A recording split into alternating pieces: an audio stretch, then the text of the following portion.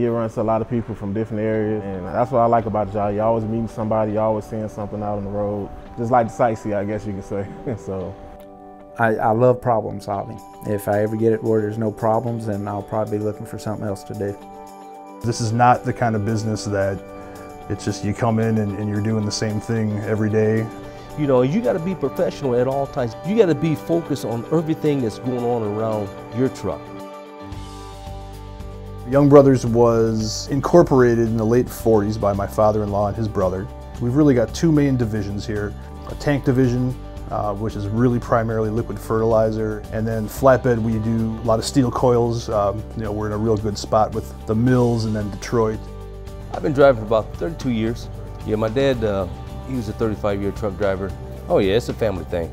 I've been around trucks since I was about 9, you know, helping out my dad and stuff. I used to always talk about when I got out of high school, I'm gonna get my own truck and get out on the road.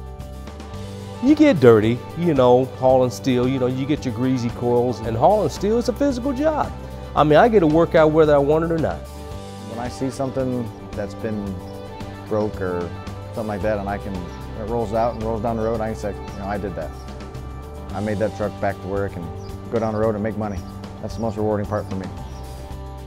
My typical day just depends on the day. It might be dealing with insurance claims, it might be dealing with maintenance issues, what's being fixed, what do I need fixed, driver issues. You've got to be able to multitask for one thing. You've got to be able to kind of roll with the punches and be flexible because things change all the time.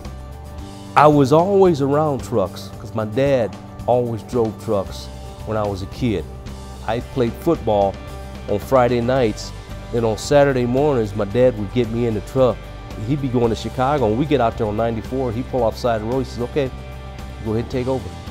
And when I got out of high school in 1980, I worked in a factory for a little bit. I just didn't like it because I hate being confined. My passion was driving trucks, and that's where I'm at right now. There's always going to be a need for diesel mechanics, and there's always room to advance. I mean, I started off just as a low-level mechanic, you know, coming out of the military, and I've worked my way up now to be the lead mechanic here. So you can always have room to advance. 1986, graduated high school, went in the Army. 2001, I transferred from active Army to active Indiana National Guard. Up to that time, I'd always been a mechanic. To get into the active National Guard, I had to take a recruiting position.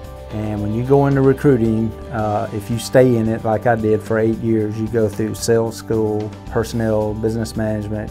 That's where I got a lot of my computer skills, management skills.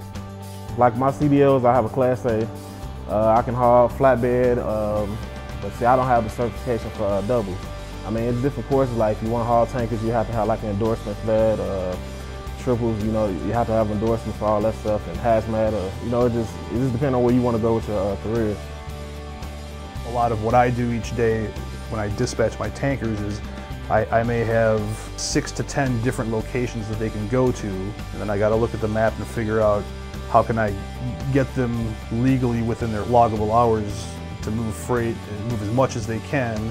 In the morning when you start your day, you want to make sure everything is right on your truck, like doing your pre-trip inspection.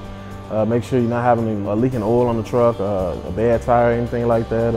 You never know what's going to happen when you leave this office or you leave home in the morning. Being safe, that's the main thing, man. I mean, you got to be in your mind 24/7 safe once you're in this truck. I love problem solving. One day Leslie comes in and tells me that her and Rob were looking at our monthly expenditures and that spending in the shop was down a couple $1,000s a month. I did that. You know, they tell everybody you got to find a job you love. Nobody's ever going to find a job as everything you love. But if you can at least have a continual sense of accomplishment, even in small increments, it makes that job fun. Being mechanics provided everything for me. I've got a nice family, 3 kids, a house, you know, 2 cars. It's not glorious, you know, you're not going to get great recognition, but you know, it's a good, honest job and provides for your family very well. A lot of younger guys ask me, says, you know, how do you get into driving trucks? And I tell them right off the bat, so the main thing is you got to finish high school. I says, the main thing is you got to be drug-free, and you got to have a passion for driving trucks. Forget girls and cars and focus on studies. That was 18-year-old Ed Smith's biggest problem. But I really wished I'd have gotten at least a 2-year associate's out of the way into something.